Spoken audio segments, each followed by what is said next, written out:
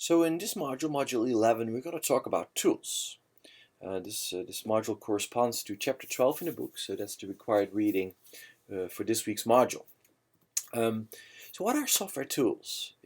Two things really there. Software tools is kind of software that can automate or assist any software engineering activity or process on one end. And on the other end, it helps engineers and managers to create software development artifacts like documentation, requirements documents, source code, etc., etc. So these two things kind of specify a little bit what software tools are. And you can think about it ranging all the way from compilers to requirements entry tools, to testing tools, to kind of formal methods entry tools, etc., etc. So what you have to realize is that they can, of course, support any task, but that they're especially well suited for tasks that are very repetitive, also for very complex tasks that you require kind of a simplified view of all the information that you have. This can be the case if you enter requirements, or if you actually use a model-based tool to represent your software architecture and low-level requirements. In that case, all the requirements together may form a very complex setup, but you want to look at it kind of from a simpler, in a little bit simpler manner by just getting a simple view. So you want to also tasks that are prone to human errors. Where is the human introducing the most errors in this which process is the human introducing the most errors? That's kind of why you can actually say, can I have a reduction of these errors if I would use a tool? Of course, you can actually move the effort to value added task if you use a tool, because it takes you less time to do certain things and you can focus more on tasks that are really important. And of course, tasks that require flexibility or re-engineering are also tasks that are very suitable for tools. So in all the other cases, the use of a tool sometimes may be counterproductive. It actually may add more time to the process than actually making it more efficient. So for example, as I said before already, the generation of traceability and test coverage matrices would be one of these processes that would be very well suitable for a tool. Now if you look at ee6083, there's really kind of two types of tools.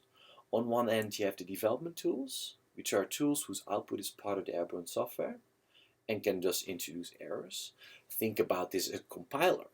If I have a piece of source code and I compile it to generate executable code, the compiler could potentially add errors in my executable code. Things that were fine in the source code, but the compiler may introduce errors in the executable code. That will be a development tool.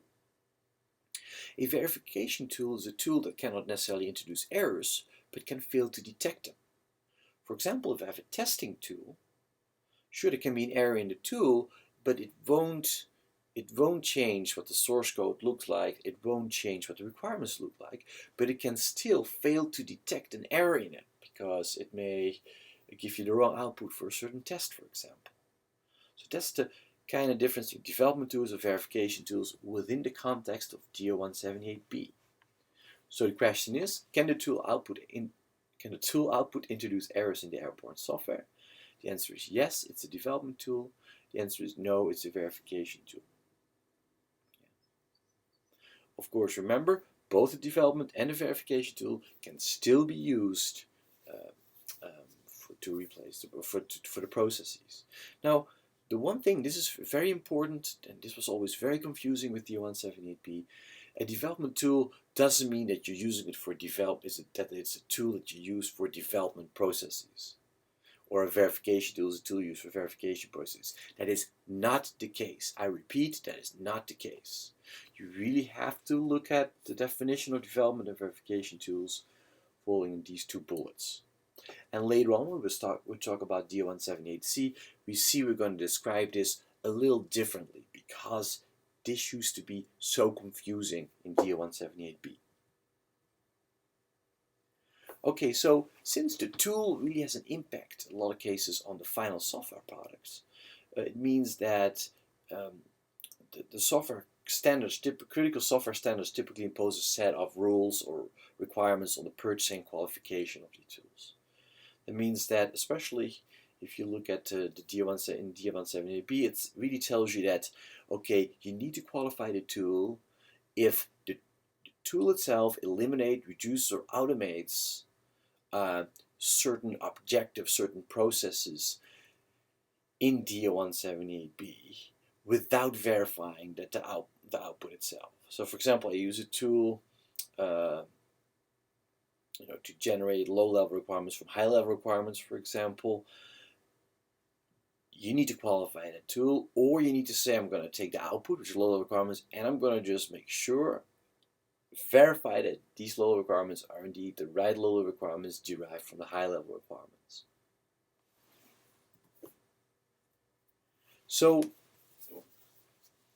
if you look at tool qualification, what you really try to achieve is you want to ensure that the tool provides confidence. Yeah? So I'm using this tool to eliminate, reduce, or automate one of the objectives, so one of the processes in ee6083B. So that means that what you're trying to do is you want to say, do I have enough confidence in this tool that the output of this tool is equivalent to the one that you would get originally? Also realize that if you qualify the tool, you really do that for a specific system and configuration. So if you want to you say, well, in a different project, I'm going to reuse the tool again, you need to check out if you may need further qualification. I mean, you cannot use a tool for a level C product and then later on say, I'm going to now make a level B product, I'm going to use the same tool. You need to kind of reassess if the tool is sufficiently qualified for that new system and configuration. So the last one we already saw. Only those functions that are used to eliminate, reduce, and automate software lifecycle process activities and whose outputs are verified need to be qualified. This is very important, and we're going to, in a couple slides from now, we're going to get a couple of very simple rules that you have to follow to check out, okay, what kind of do I need qualification? Okay, so just some examples of A, development tools, and B, verification tools. If you have automatic code generators, compiler, linker, GUI builders, automatic database generator, these are development tools, because each and every one of these tools could potentially result in introduced errors in the actual airborne code.